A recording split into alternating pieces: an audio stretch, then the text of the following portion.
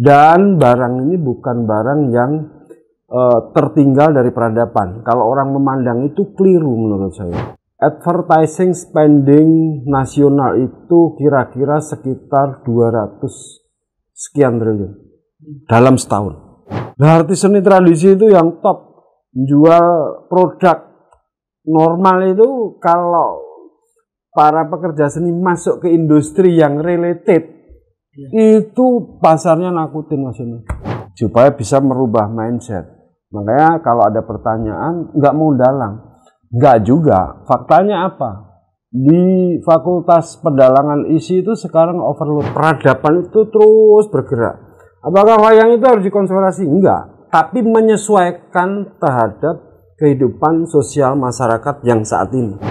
Kalau anak muda itu mengerti bagaimana mengkonsep industri tradisi menjadi barang yang bisa sebagai bahan dasar untuk mempiarkan sesuatu. Contoh, saya nggak mau sebut produk, nanti dimarahin sama Pak Irwan. Coba di shortcut pendek yang bisa menarik sesuatu untuk bisa mengengage kepada generasimu. Lah kalau kalian tidak menciptakan itu jadi industri, siapa audiensmu siapa? Nah itu sekarang geseran ke zamanmu. Saya nggak bisa menerjemahkan ke Z, ke Alpha, tapi kalian yang bisa. Muda itu berarti semangat, muda itu berarti energi. Betul kata Pak Bumiyono bahwa tradisi itu terus berjalan sesuai dengan perkembangan zaman. Jika tradisi itu sudah ditinggalkan, kita juga tidak melestarikan, ya sudah, itu akan tertinggal. Dalam penyajian-penyajian itu pro kontra itu pasti ada. Pasti ada. Kemudian bisa masuk ke industri.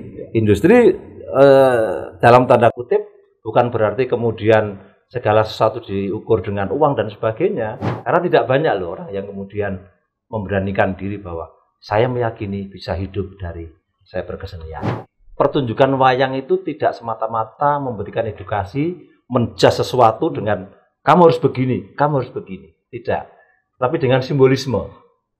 Dan itu adalah indahnya wayang. Nah, komunikasi itu harus dibangun sebenarnya. Culture itu, peradaban itu kan bergerak dari waktu ke waktu. Nggak harus sama. Seperti yang disampaikan Pak Irwan. Oh, kalau cerita Pandawa, Kurawa itu bullying selama hidup. Karena memang wayang ini saya sampaikan tadi adalah perjalanan culture. Apa Metsi zaman Sunan Bonang, Metsi zaman Sunan Kali, Metsi zaman Mataram, baru zaman Islam, terus gitu. Match gak? Terus match. Nah sekarang ini kecenderungannya naik loh volume. Bahwa pertunjukan wayang itu ada tiga stakeholder yang bisa kita tarik di dalamnya.